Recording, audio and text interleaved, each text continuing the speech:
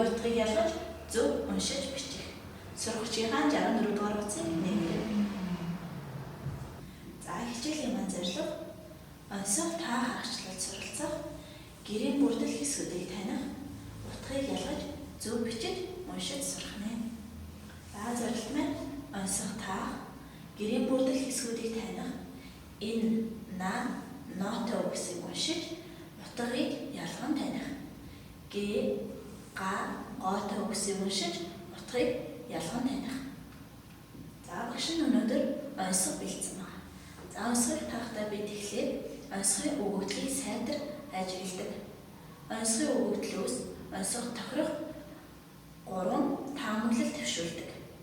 За таамаглалаас хамгийн тохирогчмжтэйг онцгойн хариу болгож бид сонгодог байгаа. За багш нь өнөөдрийн онцгойнуудаа бүгдийг гэрийн хэрэглэх түүний тухай онцгойнуудыг бэлдсэн байгаа. За эхний онцгой бүгдээрээ хамтдаа уншъя. Бүдүүн хүн бүсээ бүсэлж чадахгүй. Тэр юу вэ? За тэгэхээр бид нэр эхлээд өгөгдөлтөйгөө танилцах хэрэгтэй. Бүдүүн хүн гэхээр нэг том зүйлийг илэрхийлж байгаа юм. Бүсээ бүсэлж чадахгүй гэхээр энэ зүйл маань бүстэй. Тэр зүйлээ бүсэлж чаддаг байх юм, тийм ээ? За тэгвэл бүстэй зүйлсүүдийг бүгдээрээ эхлээд нэрлэлцгээе. За хүнд бүс байдаг, тийм ээ? Бас гэрт бүс буюу бүслүүр байдаг. За тэгэхээр тэр зүйл маань бүсээ бүсэлж чаддаггүй гэсэн. Хүн бол өөрийнхөө бүсээ бүсэлждэг учраас энэ бол мэдээж гэр болж таарах. Гэр өөрийнхөө бүсийг бүсэлж чаддаггүй, тийм ээ? За энэ онцгойн маань хариу гэр байх нэ. За дараагийн онцгой.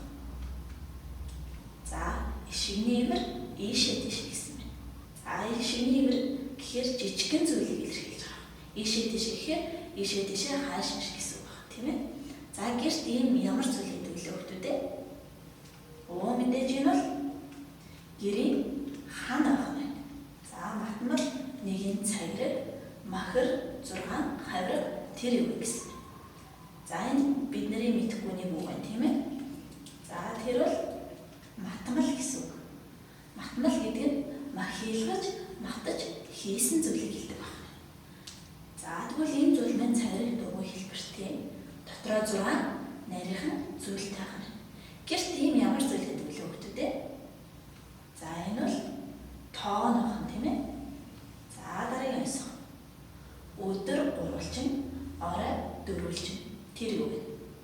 За гэрт байдаг өдөр болохоор гурвалжин хэлбэртэй байдаг байна. Шөнө болохоор дөрвөлжин хэлбэртэй байдаг.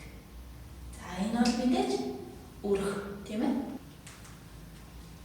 Би үгээр явъя, чи түүгээр яв. Билүүдийн аманд уулзыг тэр юу гэсэн. За энэ хоёр эсрэг зүйлийг илэрхийлж байгаа юм, тийм ээ? Тэгээд энүүгээрээ зам тулдаг байна. Энэ бол гэрийн бүслүүр. За дараагийн эгчдөө хоёр энэ чацуухан тэр юу вэ? За эгчдөө хоёр гэхээр хоёр ширхэг байдаг зүйл байна. Энэ чацуухан гэхээр хоёулаа ижлэх юм. Энэ зүйл бол гэрийн баг. За ингээд багш нь гэрийн бүрдэл хэсгүүдийн тухай онцгойг бэлдсэн байна. За энд ийм гэрийн дүрстэй зураг өгсөн байна, тийм ээ? За энэ зураг дээр гэрийн хан, гэрийн бүслүүр, баг нь өрг, тоон нь хаан гэдгийг энэ зураг дээр бүгдээрээ зураараа өгсөн. За одоо бүгдээрээ гэрийн бүрдэл хэсгүүдээс наа ногоор төгссөн үгсийг олж бичицгээе. За эхнийх нь хан. Багшаа дагаад хэлээ өгдөө. Хан. За дараагийнх нь баг. Дараагийнх нь тоон. За гэрийн бүрдэл хэсгүүдэд наа ногоор төгссөн эдгээр зүйлс байдаг байна. За багш надад самар дээр зураг өгд. Эдгээр зургийн утгатай холбоотой холбоо ус бүгдээрээ үүсгэцгээе. За энэ бол бидний мэдээ ханхүү, тийм ээ? За дараагийнх нь энэ бол гэрийн хан. За энэ хоёр зурагт тохирсон холбоо усыг үүсгэцгээе. Ханхүү. Дараагийнх нь гэрийн хан. За багш нь хоёр үгийг тодорцоож бичсэн байна, тийм ээ? За энэ үгийг багшаа дагаад уншаарай өгдөө. Эхнийх нь хан. Дараагийнх нь хан. Хан гэсэн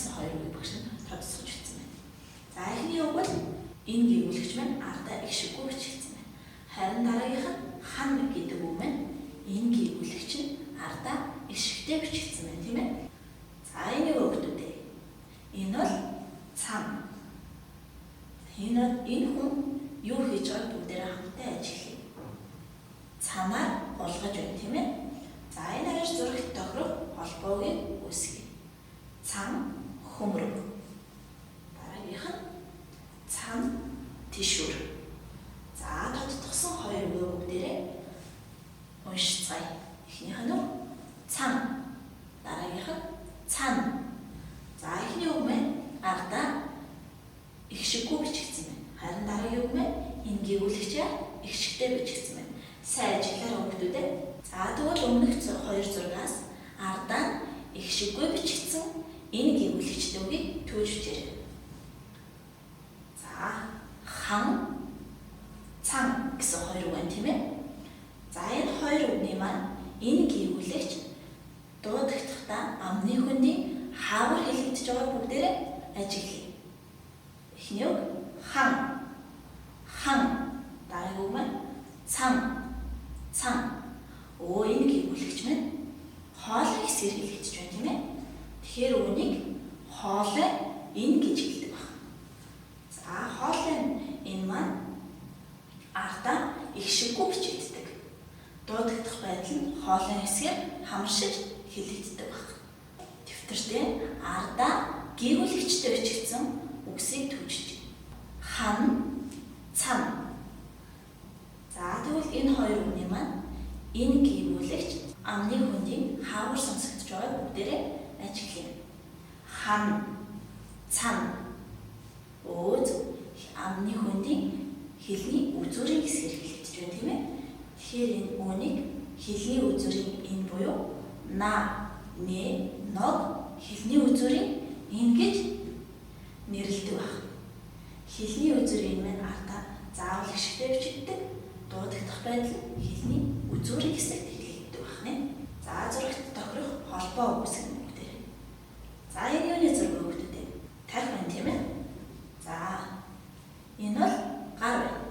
За эхний зурагт тохирох холбоо үүсгэй. Алаг, тах. Алаг, тах. За дараагийн зураг. Гарын алга. Гарын алга. За тодтогсон хоёр үгийг багшаагаа дагаад уншаарай хүүхдүүд. Эхний үг алаг. Алаг. Дараагийн үг алга. Алга. Эхний үг маань г гэгүүлэгч нь ардаа их шиггүй бичигдсэн. Дараагийн үг маань г гэгүүлэгчээр их шиг бичсэн байна, тийм ээ? За энэ ялгааг сайн ажиглаарай хүүхдүүд. За энэ бол арга үрсэн аргал төвж байгаа эмэгтэй хүний зураг, тийм ээ? За дараагийн зураг ном уншиж буй хүүгийн зураг. За энэ хоёр зурагт бүгдээрээ холбоо үүсгэцгээе. За эхний үг арга, савар. Арга, савар. Дараагийнх нь арга, ухаан. Арга, ухаан. За энд мөн адил багш нь хоёр үг тооцоолж бичсэн байна. Энэ хоёр үгийг багшаагаа дагаад уншаарай хүүхдүүд. Арга, арга. Дараагийнх нь арга, арга. За эхний үг нь ардаа их шиггүй бичсэн. Харин дараагийн үг нь г гэгүүлэгчээр их шиг бичсэн байна, тийм ээ? За сая үзсэн үгсээс г гэгүүлэгчээр төгссөн үгийг бүгдээрээ дэвтэртээ төвжиж. Алаг, алаг. Дараагийн үг арга, арга. За энэ хоёр үгний маань г гэгүүлэгч амны хөндийн хаавар хэлэгдэж байгаа бүгдээрээ ажиглацгаая. Алаг, алаг. Дараагийн үг арга, арга, арга. Г гэгүүлэгч маань хэлний г ахын, тийм ээ? Хэлний г маань ардаа их шиггүй бичигддэг. Г гэгүүлэгчийг хэлэхэд хэл оролцож хэлж байгаа учраас үнийг хэлний г гэж нэрлэдэг байна. За тэгвэл одоо сая үзсэн үгсээс гаагаагаар төгссөн үгсийг олж бичцгээе. Дэвтэртээ бичээрэй хүүхдүүдээ. За эхний үг алга, алга. Дараагийн үг арга, арга. За амны хөндийн хаавар хэлэгдэж байгаа бүгдээрээ ажиглая. алга, алга. За энэ маань хоолой хэсгээр хилэж байна тийм ээ. Хоолойнгийн маань ардаа заавал их шигтэй бичигдэх ёстой. За өнөөдөр багш нь хоолойнгийн хилний гээ. Хоолойн энэ хилний үзүүрийн энэ гэсэн дөрвөн гээгүүлэгчийн талаар заалаа тийм ээ. За өнөөдрийн хичээлийг баттгаад багш нь та нарт үг хэлж цээжрэгжүүл. Энэ үгийг 2 удаа давтан та нар цээжрэгжээ багшийнхтайгаа тулган шүгдүүдээ. За эхний үг хан. Хан. За дэвтэртээ тулгаараа өгдүүдээ. Хан. Ингэж чиждэг байна тийм ээ. За дараагийн үг унаг. Унаг. За энэ үг бүгдээрээ тулгая. Ингэж чиждэг байна. За дараагийн үг сан. Сан. За дээрээ тулгая. Дараагийн үг тараг. Тараг. За энэ үгийг ингэж чиждэг байна. Дараагийн үг ганган. Ганган. За дэвтэртээ тулгаараа өгдүүдээ. Дараагийн үг шудраг. Шудраг. За дэвтэр тулгаараа өгдүүдээ. Дараагийн үг шин. Шин. Дараагийн үг авраг. Авраг. Баг. Баг. Дараагийн үг дотн. Дотн. За дэвтэртээ тулгаараа өгдөгтэй. Дараагийн үг утга. Утга. Буруу бичсүүгээ 2 мөр бичээрэй өгдөгтэй. За гэрээ даалгавраа бүгдээрээ хамтдаа тэмдэглэцгээе. Сурах бичгийн 65 дугаар батсны 3, 4, 5 дугаар дасгал. Сурах бичгийн 66 дугаар батсны 4, 5 дугаар дасгал. Утга ялгасан үгсийг тус бүр өгүүлбэр зохиож утгын ялгааг гаргах.